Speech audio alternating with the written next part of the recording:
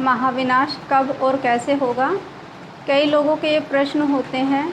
Centres पर भी कई भाई बहन आते हैं और पूछते हैं कि दीदी बाबा इतने समय से महाविनाश महापरिवर्तन की बातें बता रहे हैं, लेकिन अभी तक विनाश तो हुआ नहीं है, तो विनाश कब होगा और कैसे होगा? तो देखो, महाविनाश या महापरिवर्तन की जो ये वेला है, ये महापरिवर्तन की ही वेला चल रही है। और बात रही महाविनाश की, तो विनाश तो आज हम चारों तरफ किसी न किसी रूप में देख ही रहे हैं। आज हम देखते हैं कि मनुष्य के जीवन में पाप कर्म बढ़ता ही जा रहा है और लोगों के इतने विकर्म बढ़ गए हैं, तो उनकी जो सोचने की जो क्षमता है, इतनी गिरावट आ गई है कि कहीं ना कहीं परिवारों में लड़ाई झगड़े के कारण भी विनाश चल रहा है। और दूसरी तरफ हम देखते हैं कि आज प्रकृति भी इतना उद्दंड मचा रही है, इतना उपद्रव मचा रही है कि कहीं पर भूकंप आ जाते हैं तो कितना विनाश हो जाता है। और कभी कभी धूप या इतना सूर्य की किरणें इतना नुकसान देती हैं, तो जहाँ पर अन्न और जन की हानि आज हम देख रहे हैं कि दिन प्रतिदिन बढ़ती ही जा रही हैं। और कहीं ना कहीं मनुष्यों के जीवन में जो नैतिक मूल्य थे, जो मनुष्य का चरित्र बहुत श्रेष्ठ था, बहुत ऊंचा था, तो उसमें भी हम आज देख रहे हैं कि उसमें भी दिन प्रतिदिन गिरावट ही आती जा रही है। तो इस तरह से हम देख सकते हैं कि परिवर्तन तो मनुष्य के जीवन में चल ही रहा है। तो जब ये महाविनाश का ही परिवर्तन है, क्योंकि कहा भी जाता है कि जब पाप का घड़ा भर जाता है तो एक ना एक दिन तो फूटता ही है। और ये तो हमारे शास्त्रों में भी कहा गया है कि जब धर्म की अति ग्लानि होती है, तो जब धर्म की अति ग्लानि होती है तो महापरिवर्तन होता है और महाविनाश होता है।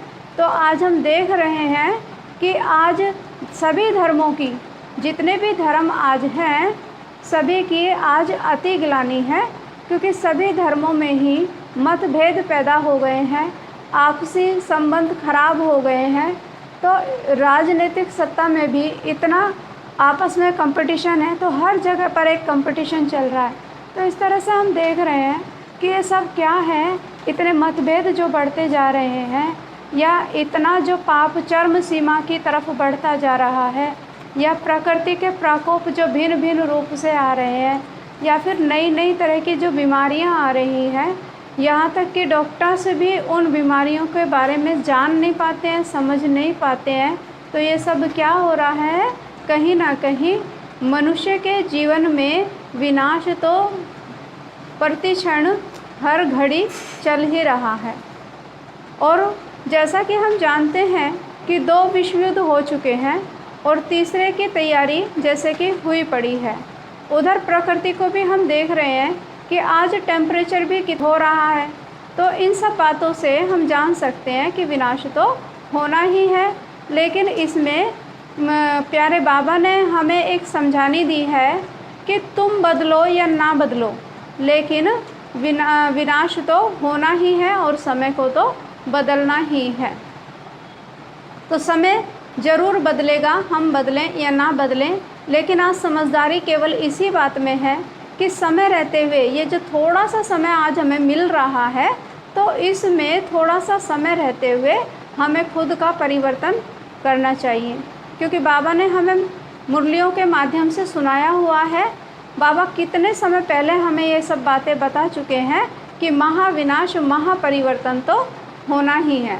और बाबा ने तो अपना देखा, बाबा को तो एक ही नशा रहता था कि मुझे तो जब ब्रह्मा बाबा ने जब महाविनाश का साक्षात्कार किया, तो उस साक्षात्कार के बाद से ही उनको तो पक्का निश्चय हो गया था कि मुझे तो जाकर विष्णु बनना है और इस सृष्टि का परिवर्तन तो निश्चित है ही। और उस घड़ी से आज दिन तक हम देखते जा रहे हैं कि जो हमारा जो ये सृष्टि है, ये विनाश की तरफ पल पल क्षण क्षण हर घड़ी बढ़ती ही जा रही है और बढ़ती ही जा रही है। तो समझदारी आज इसी बात में है कि समय रहते हुए हम अपने आप को थोड़ा सुधार लें। बाबा मुरली के माध्यम से हम बच्चों को ये वार्निंग देते हैं ये समझाने देते हैं, ये शिक्षाएं देते हैं कि जिससे हम देखो शरीर तो सभी को छोड़ना पड़ेगा, जब विनाश होगा तभी सुख में दुनिया आ सकती है। और हम देख भी चुके हैं कई बीमारियां भी ऐसी आ रही हैं तो जिसके कारण से भी विनाश बढ़ता ही जा रहा है। महामारी के रूप में कितने कितने लोग एकदम चले जाते हैं, ऐसे हम झटके बीच बीच में देखते ही जा रहे हैं। तो अभी समझदारी केवल इस बात में है कि हम समय रहते हुए अपने आप को इस काबिल बना लें कि जो सुखमय संसार, जो श्रेष्ठ संसार, जो स्वर्ग की दुनिया आने वाली है, जिसकी स्थापना परमात्मा करा रहे हैं, तो उसके लिए हम अपने आप को तैयार कर लें। तो उसमें सबसे पहले बाबा हमें एक बात पक्की कराते हैं कि सबसे पहले हमें एक अभ्यास पक्का करना चाहिए कि अपने को भी आत्मा देखने का अभ्यास हमें बार बार करना चाहिए, और दूसरे में जो भी परिवार में आत्माएं हैं, जो भी मनुष्य हैं, उन सभी को हम आत्मिक रूप में देखें। तो उससे क्या होगा, जितना जितना हम अपने आप को आत्मिक रूप में देखते हैं, बार बार अपने आप को याद दिलाते हैं मैं आत्मा चमकता सितारा हूँ, ये मेरा शरीर है, तो हमें इस बॉडी से थोड़ा सा डिटैच होने की आदत पड़ जाती है और आत्मा के जो अपने सेल्फ गुण हैं वो उसको रियलाइज़ होने शुरू हो जाते हैं। दूसरी बाबा ने बात सुनाई है कि हमें अशरीरी होने का अभ्यास हर घड़ी करते रहना है। तो शरीर देखने की आदत हम लोगों को पड़ गई है, क्योंकि द्वापर से हम अपने आप को बॉडी कॉन्शियस हो गए हैं। तो शरीर को देखते देखते हम देहधारियों की तरफ ही फंसते चले गए।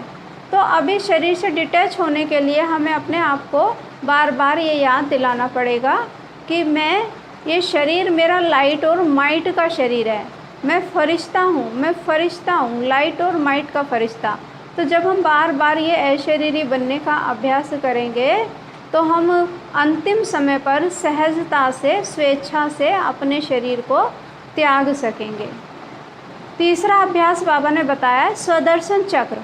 तो स्वदर्शन चक्र की बाबा ने एक ड्रिल सिखाई है जिसमें हमारे 5 स्वरूपों की ड्रिल होती है।